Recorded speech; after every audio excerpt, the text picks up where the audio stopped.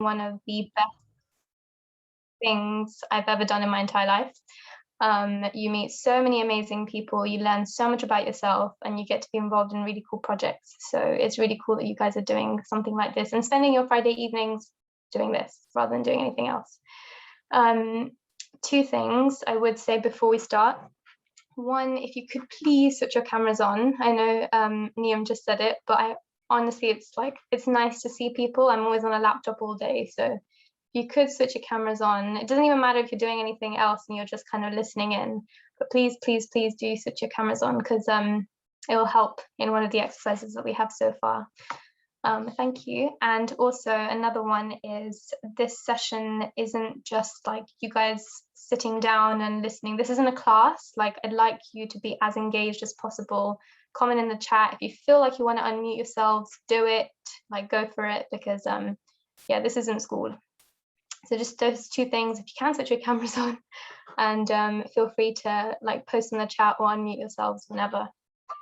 Okay, so I am gonna start, but before I start actually, and this is why I wanted you to switch your cameras on, I want you all to look at every single person here. There's a point to why I'm doing this, and if it was in person, it would be really cool, but I want you to look at every single person on this call right now. And I also want you to think about the people that you've met in UCS or SNL so far.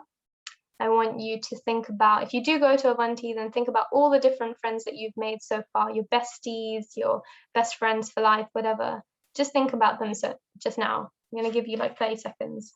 There's a point to this exercise. It's not just about, there is a point to it, but just think about them and think about all these people that are on this call right now.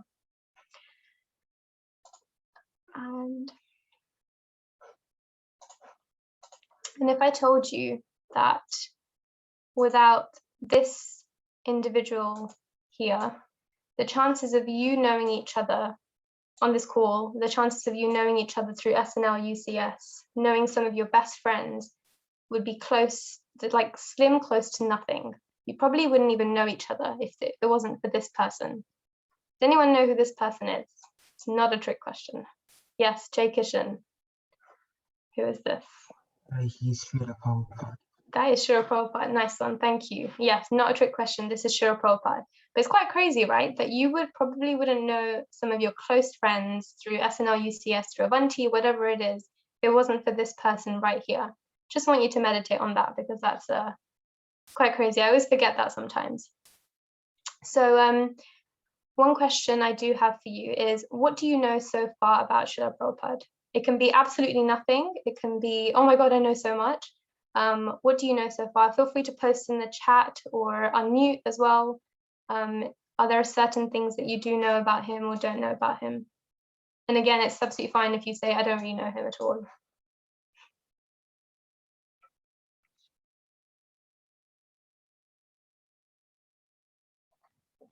Okay, it's fine if you don't know him. Hopefully this session will help you.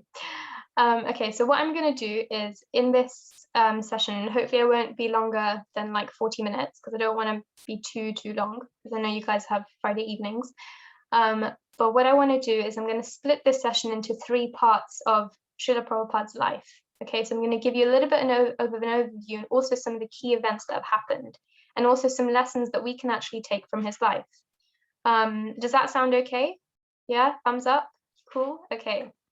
Any questions so far? No? Cool. Okay. So the life of Śrīla Prabhupada, who was he? And we're going to take you back 125 years to 1896 in Calcutta, India. Everyone's heard of Calcutta? Everyone's heard of India? Oops. I'm just gonna. Oh, thanks. Yes, he traveled overseas at 80, not 80, but 70, but you're close. So yes, this journey starts in Calcutta in India in 1896. And it was September the 1st, and a baby is born on September the 1st, 1896. And his name was Abhay Charan. So he lived in the Indian section of North Calcutta, and at that time, India hadn't gained any independence or anything. So it's very much still under the British rule. And he was the son of a man called Gaur Mohan and a woman called Srimati Rajani. So those were his parents. And his name was Abhay Charan when he was born. Right now we know him as Śrīla Prabhupāda, but when he was born, his name was Abhay Charan. And that name literally means one who is fearless, having taken shelter at Lord Krishna's feet. And when you've heard of astrology and horoscope readings or so on. So when usually in like the India tradition, when babies are born, they do an astrology reading. And his astrology reading was, get this, his astrology reading when he was born was, when this child reaches the age of 70, he's going to cross the ocean, he's going to become a great preacher of religion, and he's going to open 108 temples. That's pretty crazy. When I had my astrology done when I was born, it was just that I was going to be really tall. And that's true.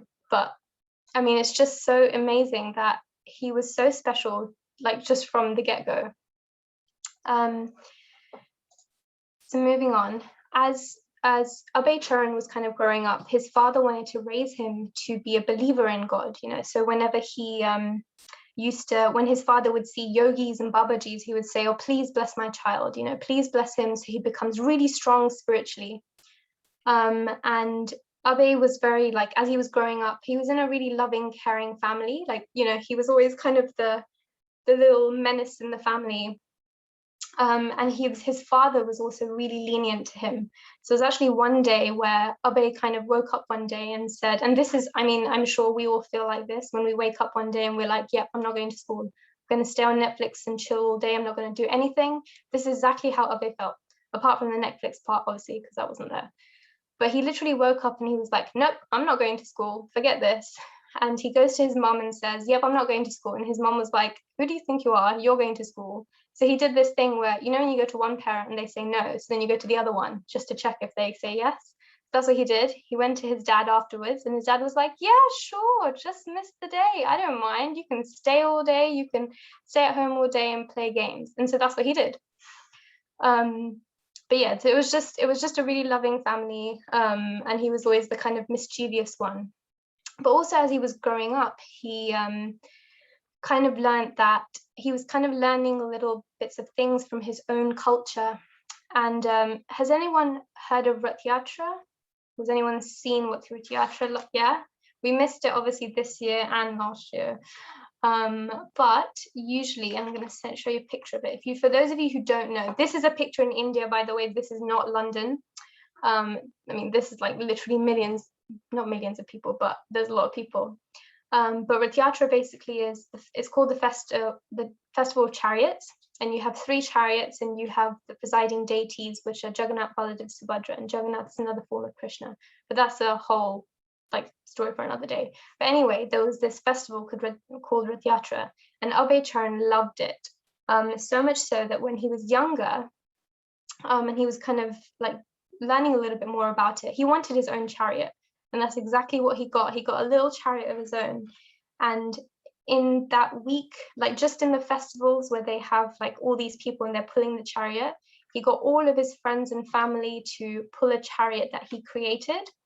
And all of his friends and family were singing kirtan and everything. And he was about 7 or 8 here. So even at 7 or 8, he was already showing these leadership qualities.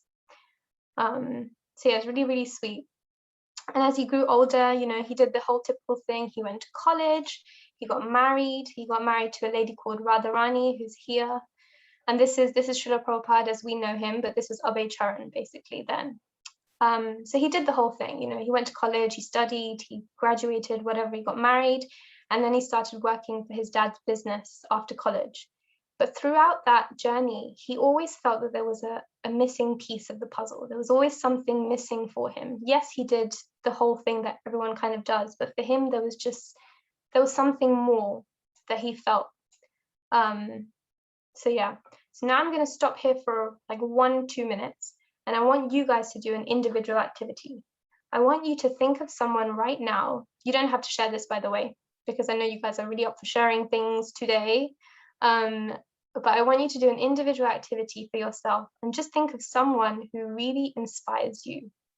And, you know, they should inspire you for the right reasons, but someone who truly, truly inspires you. And think about why they inspire you. What are the qualities? What are the certain qualities that they have?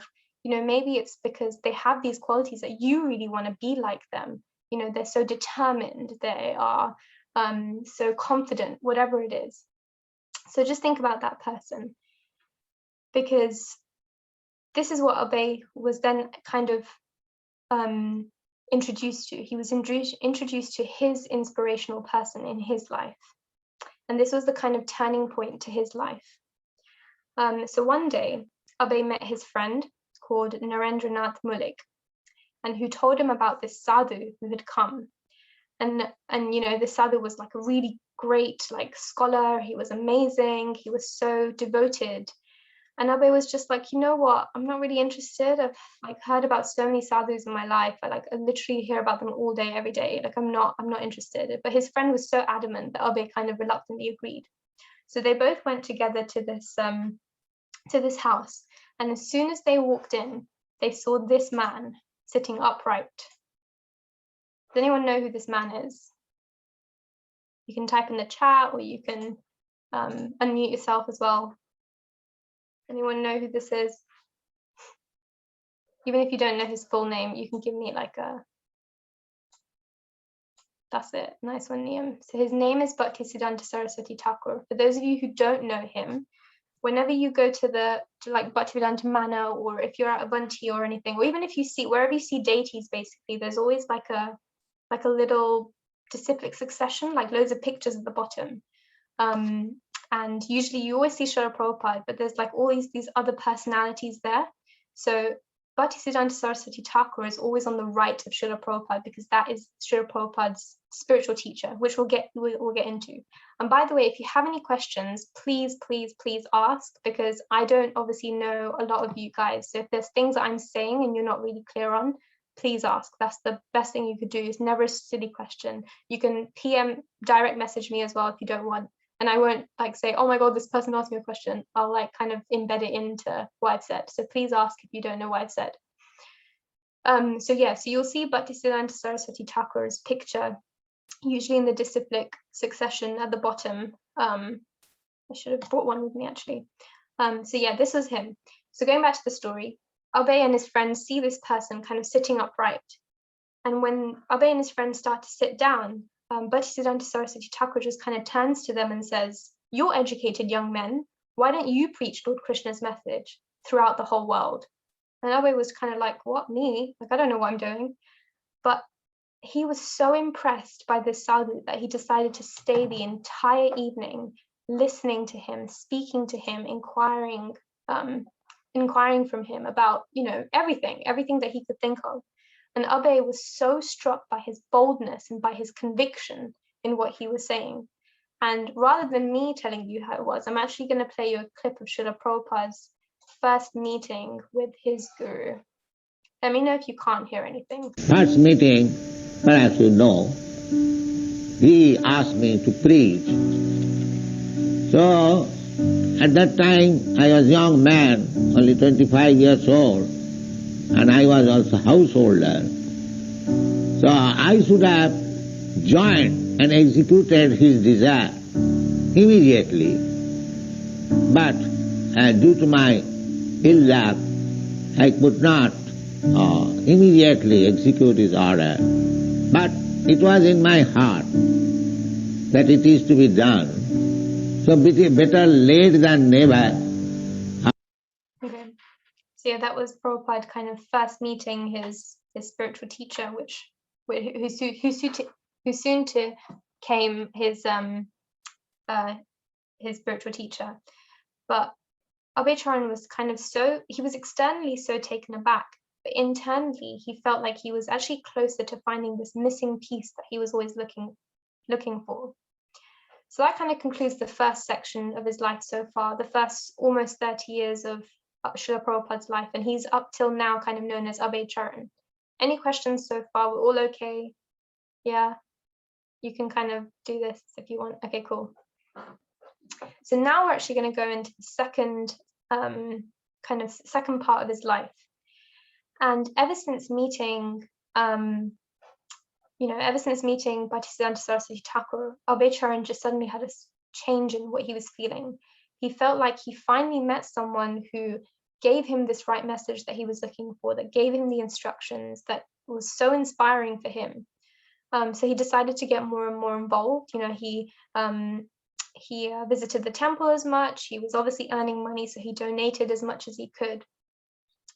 But for him, like, there was always a part that he just wanted to kind of travel with Bhaktisiddhanta Saraswati Thakur. He didn't like, he just wanted to go away. But obviously he couldn't do that because he had a family, he had a wife, he had children. So he knew that, okay, his duty right now is just to kind of do his part, and then hopefully whatever he could give and serve in some way, he would. So over the next 11 years, he would do it as much as possible. He would visit the temple, he would give donations. And in 1933, he received this spiritual initiation from Bhaktisiddhanta Saraswati Thakur. Does anyone know what spiritual initiation is when I'm saying this? Or does anyone not know? You can also say you don't. You don't, or you do? Jay Kishan, you want to answer? Yeah? Become a Prabhu. It's when you become a spiritual teacher. Not when you become a spiritual teacher, but when you become a disciple, so a student of a spiritual teacher. This is what an initiation is. So initiations, and again, maybe another session we can kind of explain this or something, but initiation is basically when you're taking these spiritual vows and you're accepting this kind of new life, as you kind of say. So you're given a new name, there's a huge kind of fire sacrifice, and your spiritual teacher is there and he gives you the kind of mantra and so on. It's a beautiful ceremony. If you ever get to go to an initiation, I would really recommend, because it's really nice to see. But essentially it's you're taking the vows that you're going to take to this spiritual path, you know, and you're going to take up this spiritual path in your sincerity and dedication. So that's exactly what Abhay Charan did, and he became Abhay Charanaravinda. So that was his name, that was his initiated name, because that's what you're given. So in that time, he got to spend a lot of personal time with his spiritual teacher. And his spiritual teacher would always tell him the same message. And I'm going to ask you this. His year of initiation was 1933, just in case you didn't remember. But every time he went to his spiritual teacher would say the same thing. I want you to go to the West and I want you to spread this spiritual knowledge. I want you to remember that, because I'm going to say this to you. I'm going to ask you this. But he would always tell him, his spiritual teacher would always tell Abhay Charanaravinda, go to the West and spread this spiritual knowledge. So now we're going to take a bit of a backseat to this, and I'm going to give you one sec. Okay, so I'm going to give you a couple of scenarios and situations, and this isn't related yet to Śrīla Prabhupada. First meeting. Oh, sorry. First meeting. Few scenarios, and I'm going to ask you to, there's no kind of right or wrong answer to this, but I'm going to ask you to let me know what you would do in this situation. You can again post in the chat or unmute yourself. And yeah, this is a bit random, but we'll see how it goes. So I'm going to get Neil. Are you okay to unmute and just read out the scenario when it comes? Yeah. Yeah? Cool. It comes. So go on. You're taking the test and the guy behind you asks what the answer to the question is. The second question is, do you? Tell him the answer to question 2. Tell him the answer to question 3. Stand up, scream and shout at the teacher that the guy is cheating and is against the school rules. Or other. Okay. What would you guys do in this situation? And Neil, what would you do? There's no right or wrong. I'm not going to judge you for this. I'll judge you afterwards. It depends how important the test is, to be honest. Like, if it I was hope just everyone's like taking notes, okay? So Neil will back you up if there's a less important test and you need help. yeah, if it was a little end of topic test, then I wouldn't mind to. Okay, But fine. if it was like an important test, then I'd probably just tell them to do it by themselves. No, that's good. Now it's good to know what Neil would have done. Is everyone kind of similar-ish, maybe? Someone said maybe no, and they wouldn't make a big deal out of it or draw attention. That's a good way to go. I think I would do maybe the same too. I kind of like C as well, it'd be funny, but I don't think I'd have the guts. Cool, okay, so that was just a bit random. Next random question, scenario, and I'm gonna get, oh, is there a person here? Are you here? Sorry, I used that analogy thing again. Yeah, I'm here. Oh, okay. Can you read out this scenario? You finish your homework early and now have some free time. What do you do? Do more homework, I know you are laughing. check over the homework you just did, leave home early so you're in time for UCS or SNL. Other. What would you do here?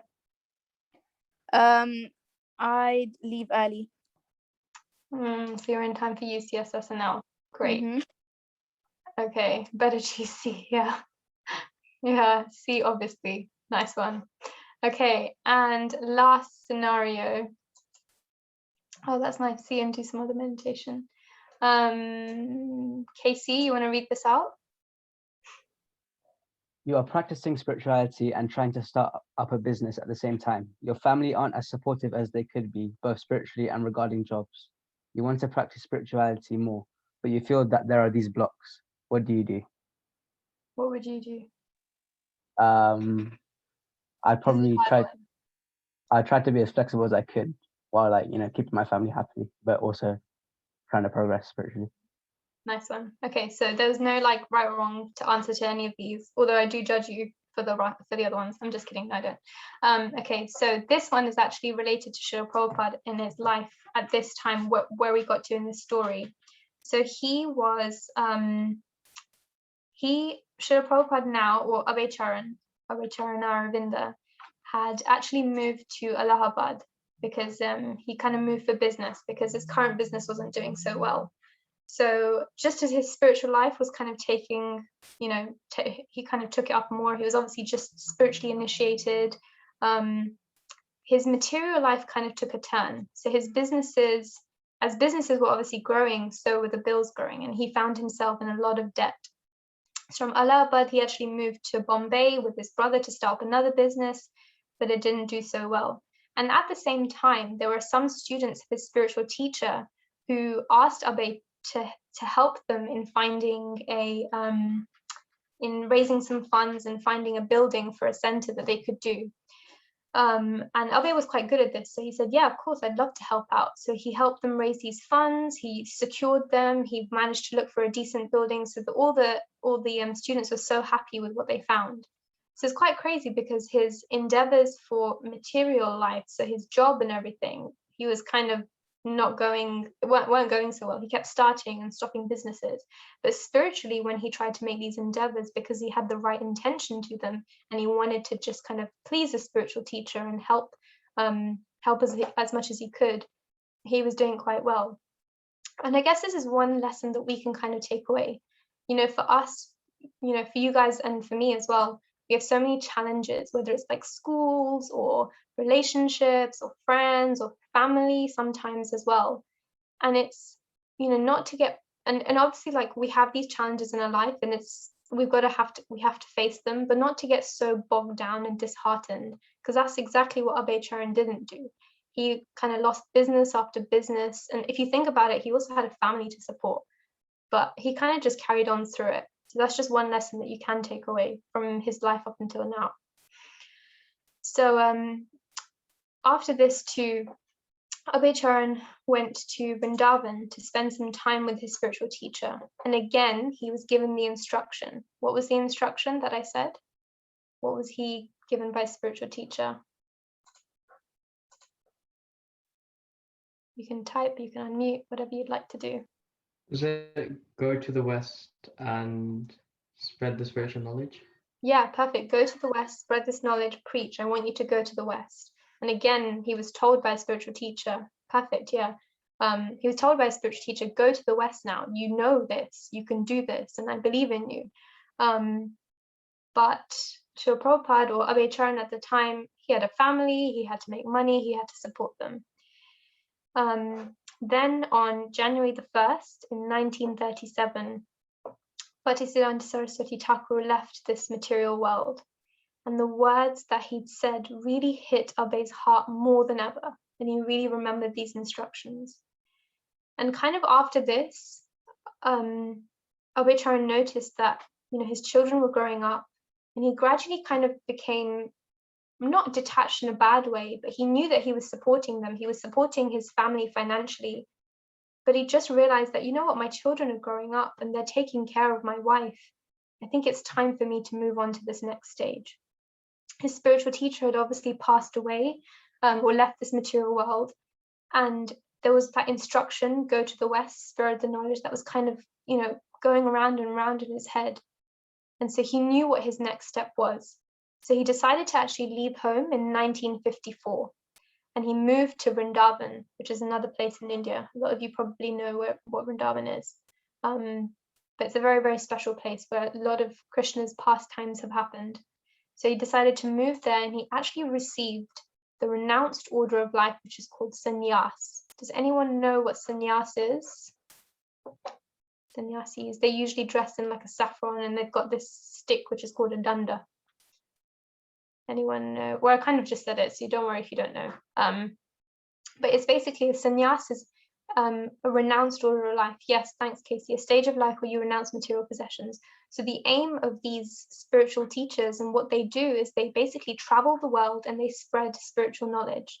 And that's what they dedicate their entire lives to. So they don't usually get married or have children at this stage, but they usually just travel and they try to spread spiritual knowledge to as many people as possible. And that's exactly what Abhay did. And when he became a sannyasi, his name was then Bhaktivedanta Swami. Bhaktivedanta Swami, that was his name. So he decided to live in Vrindavan for 5 years, and he started actually working on translating the Śrīmad Bhagavatam. And the Śrīmad Bhagavatam, for people who may not know, is basically their books containing pastimes of Krishna. There's so much in them. So there's loads of pastimes of different forms of Krishna in them. And that's what he started translating whilst he was there.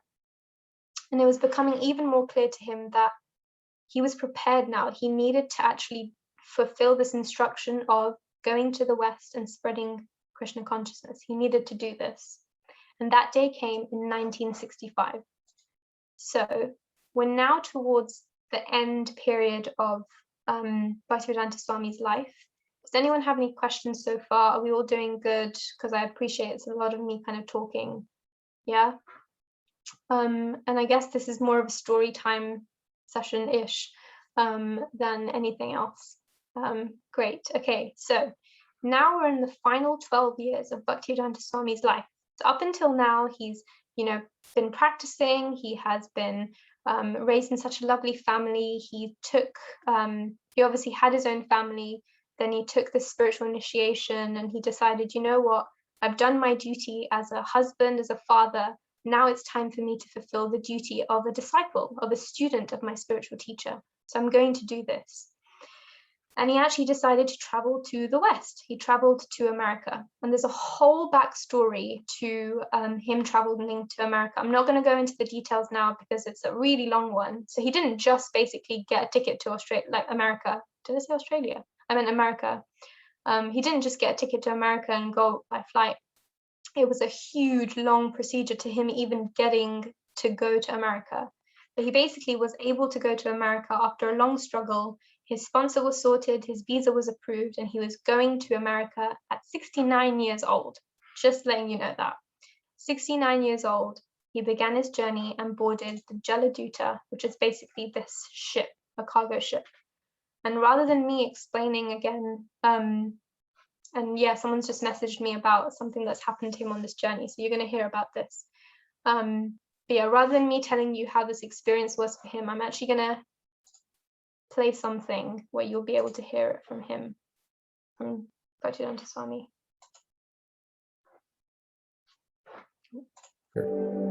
Dramatically so.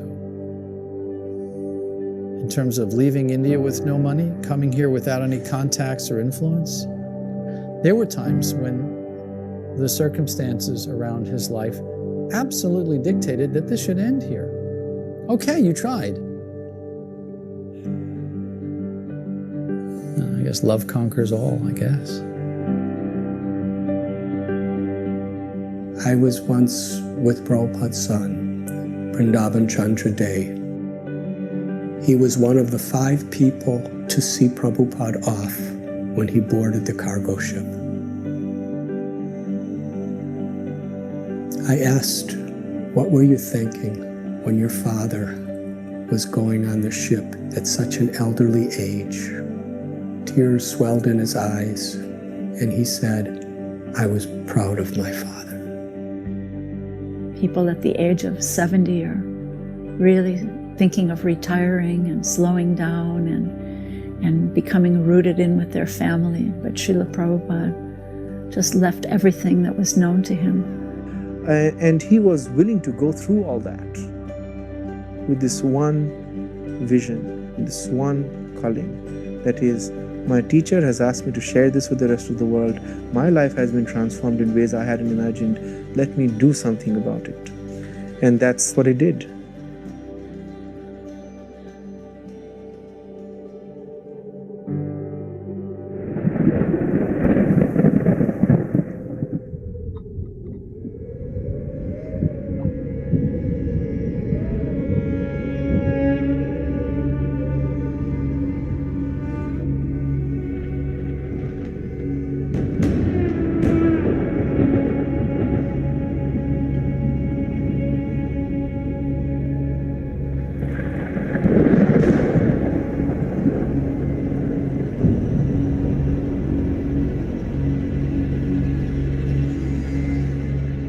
This was not a luxury ocean liner. It was the opposite. And he wrote about it later, that that ship was like a tiny matchbox just being tossed.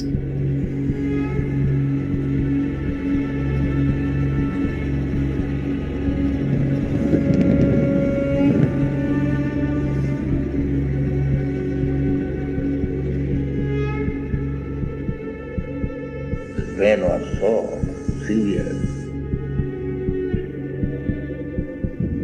I was attacked by heart attack while on the sea twice. 2 nights. And I was very much afraid whether on the 3rd night, if this night also again some pain like that, then I'll die.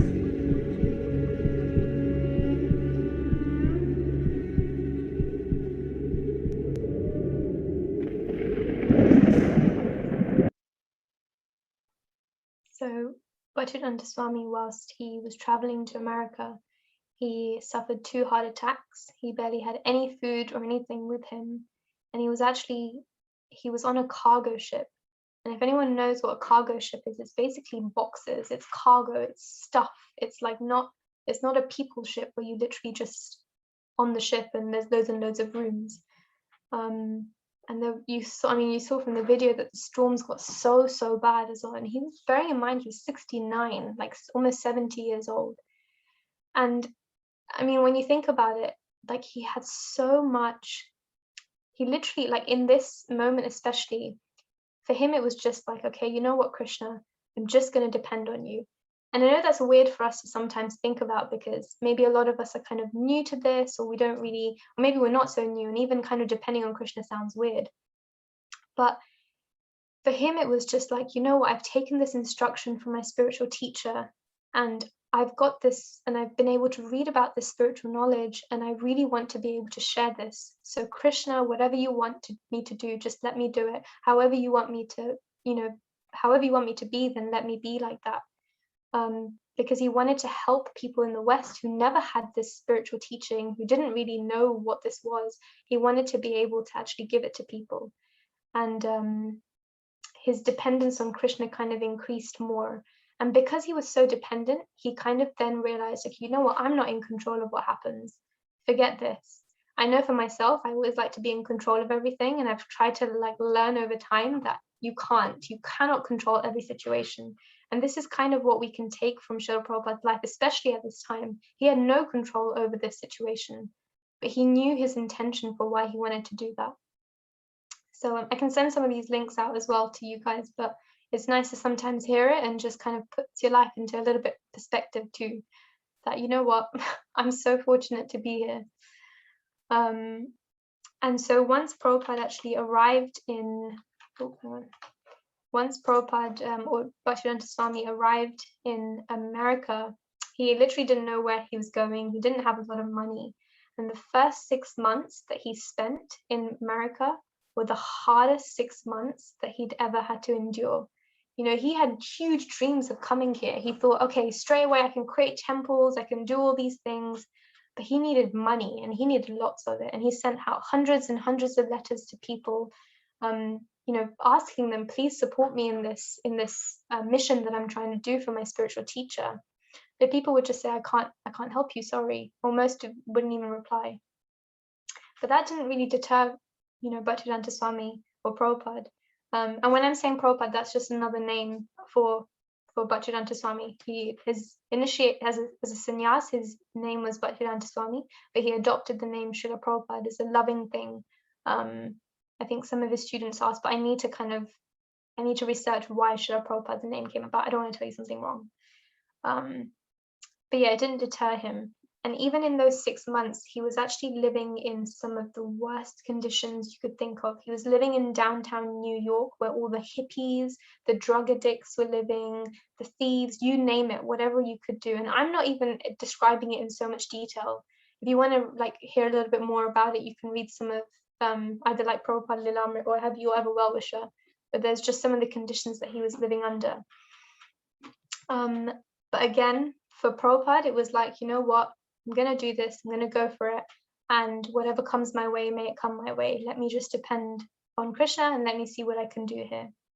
And gradually, as time went on, people were so attracted to him. He was an Indian man, you know, they were kind of all like, ooh, drugs, ecstasy, I love this. But there was this Indian man, 70 years old, he traveled halfway across the world, and they were like, no, there's something special about this guy. He doesn't even need the drugs or anything like that, and he's like content. What is that? So gradually, he actually gained quite a lot of students in America. And I'm actually going to play you a little clip as well from, is this it? No, this isn't it. Nope. This one I played. So this is just a little clip from the movie Mantra Movement and the Swami. Someone told you the story, you wouldn't believe it. Hare Krishna, Krishna Krishna, Hare Hare. He's 70 years old, he has no money, he's starting an effort, and it turns into an international movement. Everyone is thinking, I'm American, I'm Indian, I'm European, I'm Australian, but I'm not this body. I am spirit soul. He looked like the Prime Minister of the galaxy. Prabhupada was quite unlike any teacher we'd ever known. There was no gap between what he spoke and what he lived. The Vedic scriptures gave some sort of backbone to my life. People were joining left and right. Everywhere people went, there were Hare Krishnas. So since that time of Prabhupada actually coming to America, he managed to obviously get loads of students, as the video said. He managed to secure a shop on 52 2nd Avenue, which is in America. And he began his preaching from there. He began his sharing of this knowledge. And this was just the start. Like from then on, the next 11 years, Śrīla Prabhupada was able to accomplish so many things. I'm just going to like kind of talk you through just a few of the things he did. Oh, someone just researched something. Oh, thanks, Vishnu. I'm going to read this out later. Vishnu just sent me a little bit about why the name Śrīla Prabhupada came. Thank you. I'll say at the end. Oh yeah, actually, let me just say now. So Śrīla Prabhupada is a title given to Gaudiya Vaishnava saints, which was used by their students to call them in a really loving way. So Bhaktivedanta Swami actually told his students to call him Śrīla Prabhupada in a kind of loving way. And it's also just a nice way of saying, you know, you are a spiritual teacher. So yeah, thanks, Vishnu.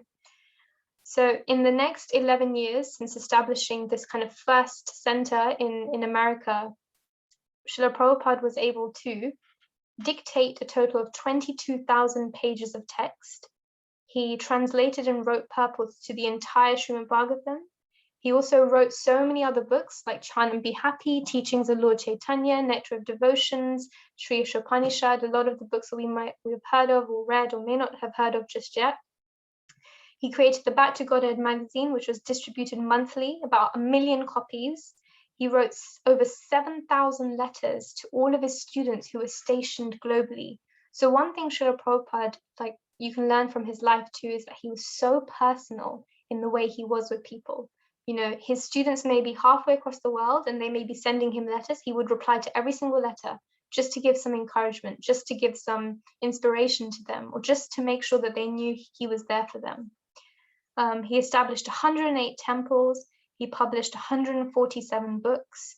He traveled the world 14 times globally, traveled the world. I mean, it's crazy how one empowered soul over the age of 70 could have done this, but he was able to. And on November the 14th in 1977 in Vrindavan, Śrīla Prabhupada left this material world. He was surrounded by many, many of his students. He was, even in that time, he was teaching his students as well. He was sharing their spiritual knowledge. So I guess, like, I've obviously not given you an in-depth in-depth description of how his life was, because I appreciate we don't have a lot of time. But you can kind of just tell that Śrīla Prabhupada had so many challenges he encountered throughout his life, but nothing deterred him. He had a mission and a goal in his mind. He knew that challenges were going to come because he knew that they were temporary, but he had so much dedication to his mission, to his spiritual teacher. And you can learn, like, through, and I'm obviously not told you a lot, but through some of his situations and dealings with people, you learn about how he also dealt with people. If he was met with insult or, like, you know, rudeness, he would never kind of retaliate. It was always like, okay, he just knew that, okay, this is not going to work on this type of person. And if you also think about it, he is the reason why you guys have Avanti schools. He's the reason why we're doing this today. Like, without him, we wouldn't be able to do this. And he suffered so much for us to be able to have this chance to take up to spiritual life, for us to be able to understand more and grow deeper in our own lives and ourselves. So I guess one thing kind of comes to mind, what a legend is, right, Neil? What a legend is, right? So one thing kind of comes to mind through this, that, okay, wait, this person has sacrificed so much for me to be here, for me to be where I am today. How can we give back? How can we actually give back? And we may not be able to give back at all, because no amount could be like the same as what he's given us. And even if you guys are new, like, even if maybe this is your kind of first couple of sessions at UCS or SNL, you obviously have found something that you really like here. You know, you obviously, there's something that kind of brings you back every time to this. Maybe you've met some really cool people, or you've got to hear a little bit more about the spiritual knowledge. So now you know that the origin, who the origin was. You know, how can you show your appreciation? What could you do? How could we give back? And I'm going to ask you, unmute yourselves if you'd like, or post in the chat, how could we actually give back to Śrīla Prabhupada? You can take a couple of minutes, because this is quite a question, but how can we show our appreciation for someone who has done this? And there's no right and wrong answer, again, so it's all personal. Continue his mission, spread Krishna consciousness, yes. Distribute his books, perfect. Chant the mantra, yes, definitely. Spread the knowledge to others, awesome. These are great, thanks guys. Yes, so these are perfect, these are great. There is one thing just missing from this, and I'm gonna get Śrīla Prabhupada, not obviously him, but a recording of him saying what he really believes as something that we can give back. I need to go back to this. Okay.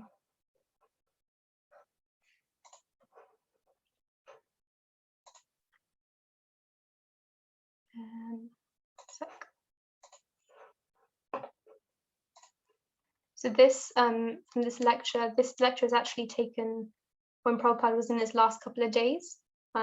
So it's very, you can kind of sort of hear, you can hear what he's saying, but it can be a little bit hard to hear at times, but just try and listen to what he says. So I cannot speak. I'm feeling very weak. I was to go to other places like Chandigarh, so that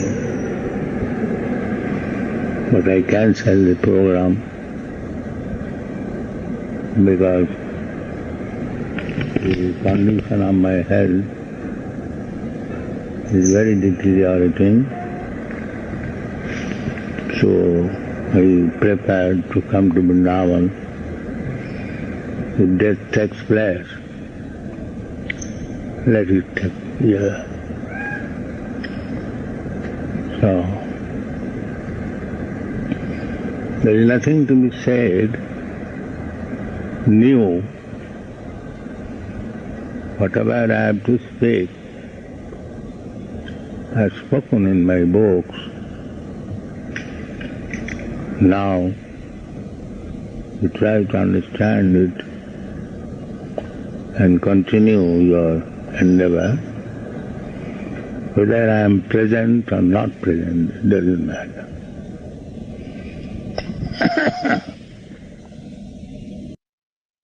Okay. So one of Prabhupada's final instructions is for us to read his books. And this is one thing that, if you don't take anything away from today, this is one thing that I'd love for you to take, is to really read Śrīla Prabhupāda's books. Some of you may be quite new, maybe this is the first time you've heard of Śrīla Prabhupada, or you've heard of him but you don't know him a little bit more, or maybe this is the first few I guess glimpses of what spiritual life is like, the people that you've met, the knowledge that you've kind of heard of. I would really, really recommend you to read some books, read some spiritual books, because you can come to these events, you can meet loads and loads of friends, and it's the best thing ever, because association is so important. But if you also don't work on your own spiritual kind of knowledge, then sometimes, I mean, you just basically need it. It's good to also work on yourself and what you're trying to cultivate yourself. And I would also say, don't just read them, but also try and pick out lessons that you want to use in your own life, because whatever you can say, and I'm like, before I came into KC, like whenever I had a Bhagavad Gita, I was like, oh, that's a 5,000-year-old book, I'm not going to be able to apply it to my life. But then when I actually read it and I studied it, I was like, wow, Krishna's saying, oh, okay, like the soul is the same everywhere, so there's equality there. Oh my God, if everyone thought like this, we would have no racism, we would have no sexism, nothing like this. If everyone saw on the aspect of the soul, we wouldn't have any of this. So the knowledge is there that we can still apply to our lives. So yeah, if there's one thing you take away from today, start to kind of cultivate your own spiritual knowledge. Start to read these books. Start to read what Śrīla Prabhupada has kind of endeavored so much for us to have. And if you don't know what books to start reading, or if you're not really sure, Pando Sen has got it sorted. We have a one-pager called a books breakdown of Śrīla Prabhupada's books, and I'll send this to Neha so he can maybe post on the chat. But it's basically 4 categories, and you start from category 1, because that will help you to understand the books. Oh, Neham's got it. Okay, this is the best. Like, it's based on another Swami's kind of categorization. But he has, like, he's categorized Prabhupada's books in kind of beginner to like so on. Not really beginner, but it's just categories, so that will help your understanding for some of the deeper books, or so-called deeper books. So I'd really recommend you going through those category 1 books and actually reading them. And if you want to find out a little bit more about Śrīla Prabhupada, this is the book you want, Your Ever Well-Wisher. Again, it goes into detail, but it's not as much detail as Prabhupada Lilamrit, which is like 7 books long. But this is the first step. Try and read this first. So yeah, I guess that's it from me. I guess my last thing would just be, yeah, read Śrīla Prabhupada's books, take the lessons, and just do it for yourself. Dip your toes into this knowledge, see if you like it. But yeah, keep cultivating it for yourself. And on that note, I just want to thank you all for your attention, for your engagement, and hopefully I can see you in person soon. Yeah, thanks everyone. Thank you so much, Neha Mataji, for that. That was amazing. Thank you for sharing the glories of Prabhupada. If there's any questions, are you okay with staying for just a couple of minutes? Does anyone have any questions they would like to ask? I think I got one question. Okay, well, yeah.